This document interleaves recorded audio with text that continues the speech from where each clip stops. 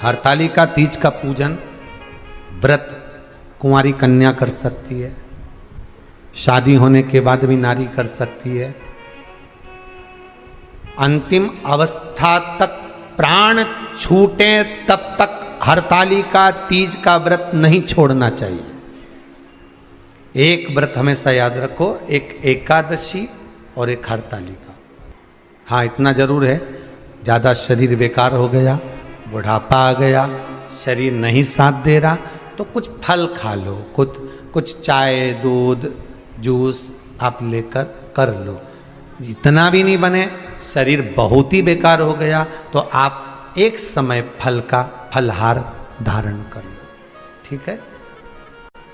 पर हरतालिका व्रत करने वाली माताएं भले उद्यापन कर दे तो उस व्रत को थोड़ा हल्का कर लो। उद्यापन करा मतलब तुमने व्रत को हल्का कर लिया, थोड़ा हल्का कर सकते हो। हरतालिका तीज का जो व्रत का उद्यापन करते हैं उसमें 5 चीज रखते हैं ना, 5 कपड़े स्त्री के, 5 कपड़े पुरुष के, 5 तरह का अनाज, 5 तरह का फलहार, 5 तरह का फल।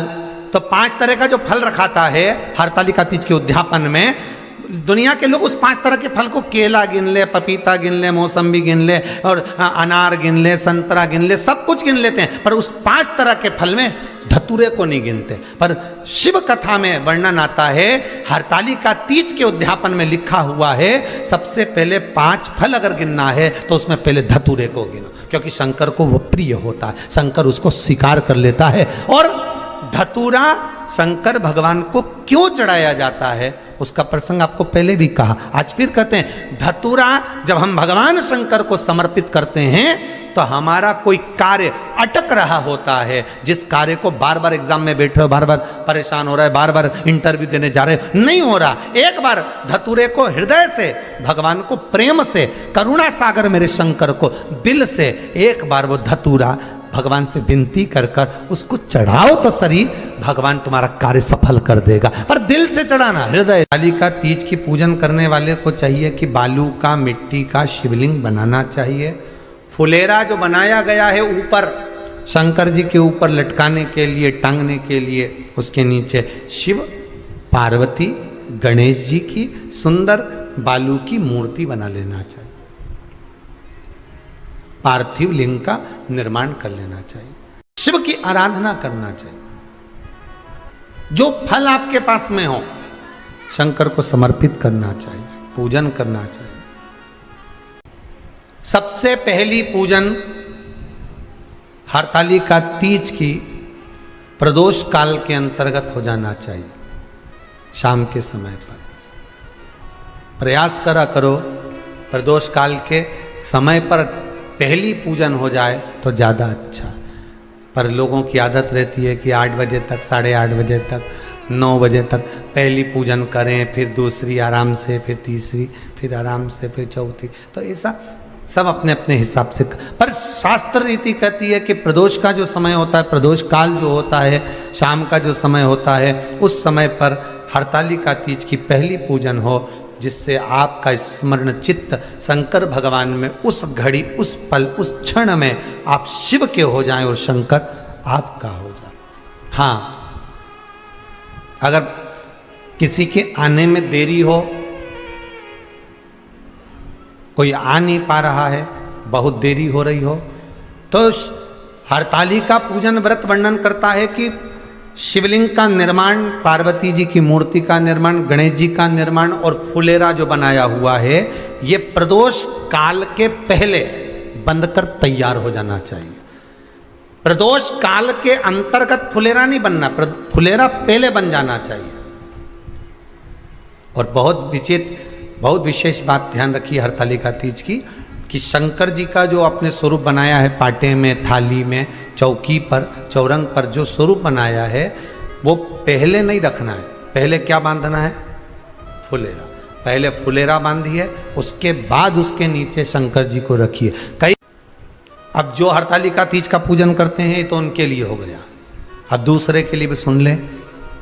जो नारी हरतालिका तीज का पूजन नहीं करती, व्रत नहीं करती, साधना नहीं करती, उसके लिए भी कहा गया कि आप अगर ये व्रत नहीं करते हो तो एक कार्य जरूर करना, कहीं पर फुलेरा बंधा हो, हरतालिका की पूजन हो रही हो, 5 मिनट 10 मिनट निकालकर अपने आसपास के किसी पौधे में से पत्तियां लेकर या पुष्प लेकर, 5 वृक्ष की पत्ती या 5 वृक्ष के पुष्प लेकर शंकर भगवान को जब पूजन हो रही हो, 5 मिनट माताएं जब पूजन कर रही हों, तब आप भी उस पुष्प को, उस पत्तियों को शंकर को समर्पित कर सकते हो। ये नहीं चढ़ा सकते तो 5 फल, फल नहीं चढ़ा सकते तो 5 कुछ भी पुष्प आदि का आप शिव को समर्पित कर।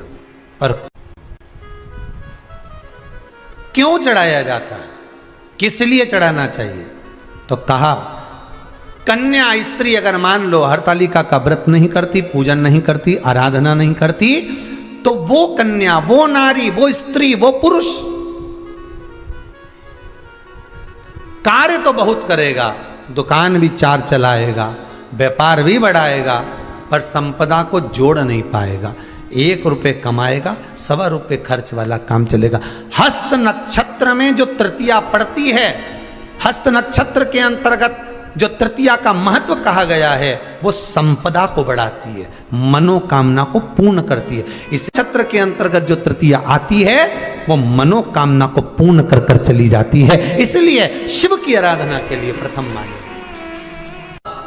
हस्त नक्षत्र में किया गया दान, हस्त नक्षत्र के अंतर्गत तृतीया के दिन किया गया पुण्य, हस्त नक्षत्र में तृतीया के दिन किया गया श्रृंगार, हस्त नक्षत्र में तृतीया के दिन करा गया अपना सुंदर सिंदूरा, भगवान का आनंद, 5 तरह के वस्त्र, 5 तरह के स्त्री के वस्त्र, पुरुष के वस्त्र, 5 तरह का फल, 5 तरह का अनाज, ब्राह्मण को बुलाकर ब्राह्मणी के साथ आप या तो ब्राह्मण से उद्यापन करवाएं या फिर आप स्वयं भी करते हैं तो शिव को समर्पित करके ब्राह्मण और ब्राह्मणी को भोजन कराकर वो भाग प्रदान करें। यही हरतालिका तीज के उद्यापन का वर्णन आता है। सुंदर भाव से हरतालिका माता आप सभी की मनोकामना पूर्ण करे।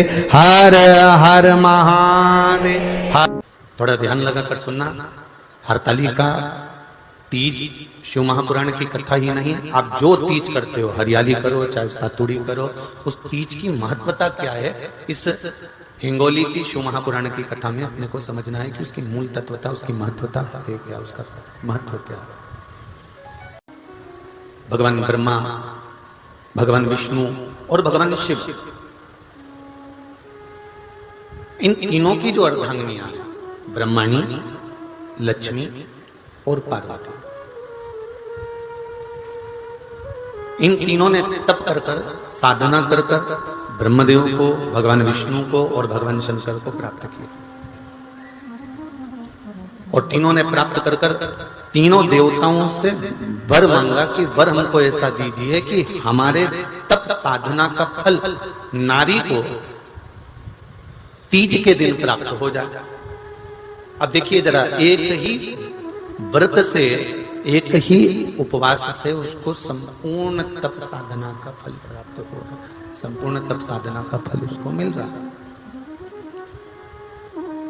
मात्र एक व्रत से, केवल एक व्रत कर रहे हैं, संपूर्ण तप साधना का फल उसको प्राप्त हो रहा है।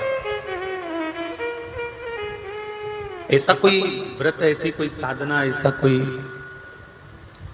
शंभो शरण बड़ी मांगो घड़ी रे घड़ी मुख द्वारो, दया करी न दर्शन आपो, शंभो शरण बड़ी मांगो घड़ी रे घड़ी दुख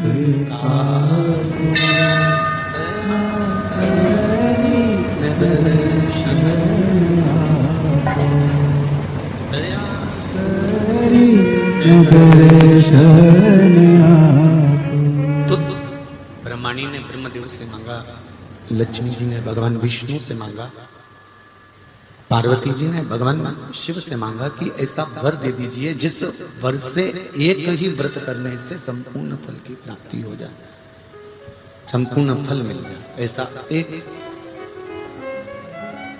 व्रत का फल ले लीजिए, मात्र एक व्रत का। अब देखिए, हरियाली तीज करने वाली माताएं थोड़ा ध्यान से सुनना।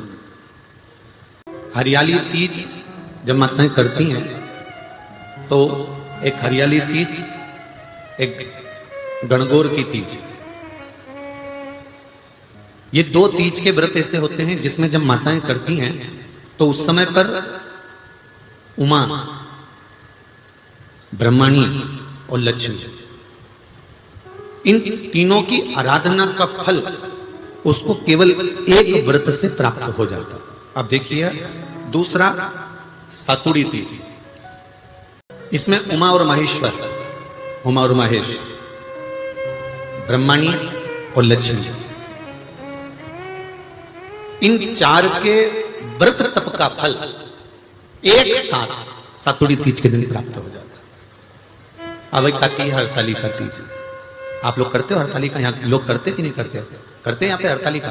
कौन कौन करता है? जरा हाथ उठाओ तो जरा। अरे सभी करते हो, रखो रखो, बहुत बढ़िया, बहुत अच्छी बात। एक आती है हरतालिका तीज। इस तीज का व्रत माता पार्वती बेलवृक्ष के आनंद के साथ में फुलेरा बनाकर करती है, और जिसमें इस हरतालिका में माता पार्वती जी के जितने जन्म पहले हुए हैं, माता पार्वती का जन्म तो 52वें नंबर का, 52 नंबर पे माता पार्वती का जन्म है। इससे पहले तो माता के 51 जन्म पहले हो चुके, 51 जन्म माता पार्वती का पहले हो चुके।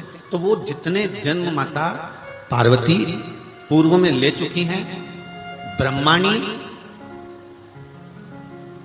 जितनी बार ब्रह्मदेव के साथ में विराजमान हो चुकी हैं, इंद्राणी जितनी बार इंद्र के साथ विराजमान हो चुकी हैं, और लक्ष्मी चाहे वो राधा के रूप में हो, चाहे वो रुक्मणी के रूप में हो, चाहे वो सतभामा के रूप में हो, चाहे वो यमुना के रूप में हो, चाहे वो गंगा के रूप में हो, जितनी बार माता लक्ष्मी ने रूप धारण करे हैं वो सब रूप में, और माता पार्वती अपने सारे रूप में, ब्रह्मणी अपने सारे रूप में, लक्ष्मी अपने सारे रूप में इस हरतालिका तीज के व्रत को करने के लिए आतुर रहती हैं। और इस व्रत को कर कर एक दिन में ही संपूर्ण विश्व का जितना तप है, साधना है, उपवास है, सबका फल एक साथ एकत्रित कर लेती हैं केवल एक व्रत में, हरतालिका तीज।